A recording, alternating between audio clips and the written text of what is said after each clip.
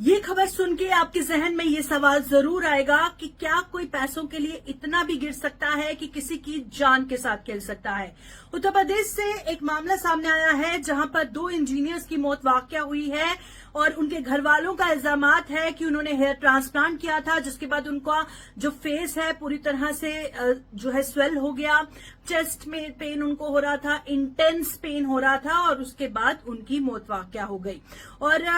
ये और ज्यादा हैरान करने वाला इसलिए होता है क्योंकि जिस क्लिनिक में इनका हेयर ट्रांसप्लांट हुआ था वो एक डेंटिस्ट की क्लिनिक है और एक कपल जो मियां बीवी बताया जा रहा है कि डेंटिस्ट है, उन्होंने अनट्रेन्ड स्टाफ अपनी क्लिनिक में रखा था और इनका हेयर ट्रांसप्लांट किया था और अब वो फरार है। उसके बाद से वहां से उस क्लिनिक के बाहर से बोर्ड्स भी गायब हो गए हैं, वो भी वहां से भाग गए हैं और अभी तक जो है उनको ट्रेस करने की कोशिश की जा रही है। डॉक्टर अनुष्का तिवारी जो कि एक डेंटिस्ट है और कानपुर उत्तर प्रदेश में एम्पायर क्लिनिक चला रही थी अपने हस्बैंड के साथ, और पुलिस ऑफिशियल्स की माने ये जो कपल है इसने bachelor of dental surgery degree की है और अनट्रेन्ड स्टाफ अपने क्लिनिक में रखा था। और एक शख्स जिसकी बीवी ने कंप्लेन की चीफ मिनिस्टर के पोर्टल में अगेंस्ट एम्पायर क्लिनिक, और उसका कहना था कि जब उसके शौहर ने हेयर ट्रांसप्लांट कराया मार्च 13 को, उसको स्फेयर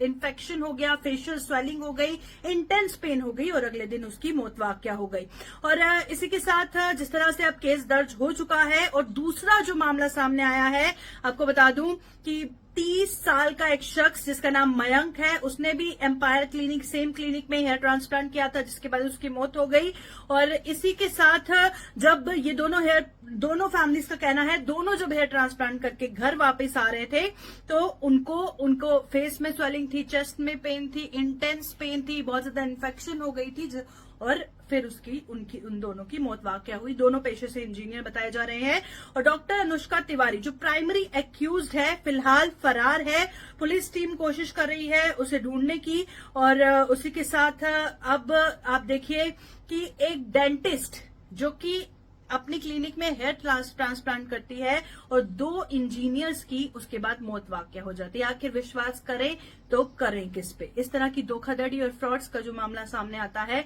उससे लोगों की जान भी जा सकती है और थोड़े से पैसों के लिए इस हद तक गिर जाना बिल्कुल भी सही नहीं है। फिलहाल